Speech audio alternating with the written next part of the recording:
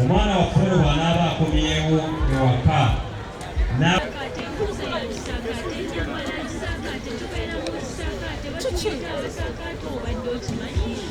kulaakulana kakati banka yaffe eno yatandikibwa bakyala era tulina omulamu ogugamba nti nno tuteeka abakyala ku mwanjo oba putting women first naye nga tukimanyi nti ate abakyala be bakwatirira famire n'abaana nga nabo famire abakyala basinga okweyambako n'olw'ensonga eyo mu kujja wano okuteekamu ssente mu kitongo kya Nabagala Development Foundation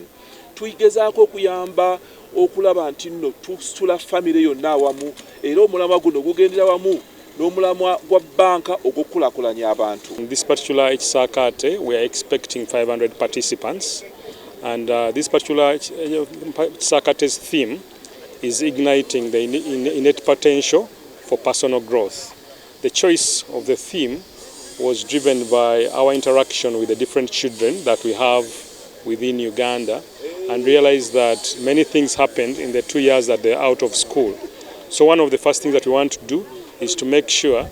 that we look at the mental health of the children that was mostly affected by the COVID lockdown. Twenyumiriza nnyo mu foundation yaffe eno n'enkolagana gye tukolaganamu ne Finance Trust Bank kubanga etuyambye buli mwaka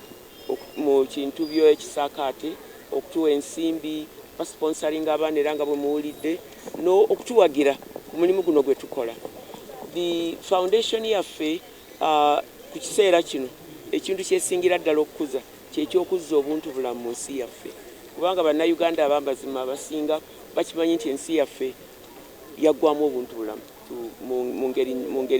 mu ngeri eyeraliikiriza n'olwekyo kati kyetugezaako okukola era tweteekategeka okulaba nti tugenda okutandika okusomesa okutandika okulaba nti ekintu ky'okuzaamu obuntu bulamu kigenda mu maaso era tutandikira mu gato nnyo ne mu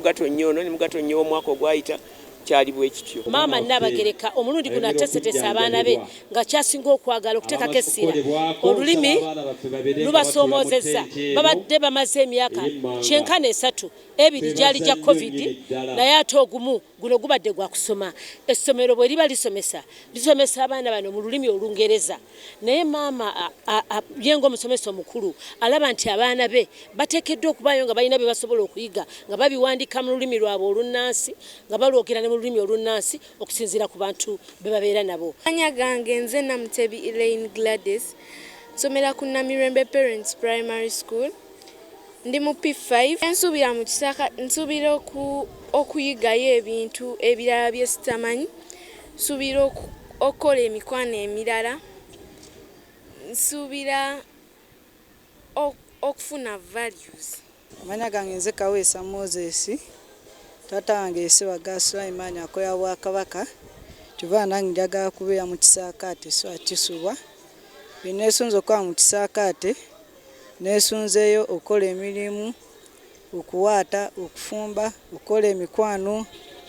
ekyakye neesunzeeyo kwe kubeera nga ndineko ne bannange saagasuwagira mu Kisakaate waliwo bingi ebyokuyiga. Nafunye omukisa Ekisakaate kino bwe kyatandika ofiisi ya Maama Nabagereka nempa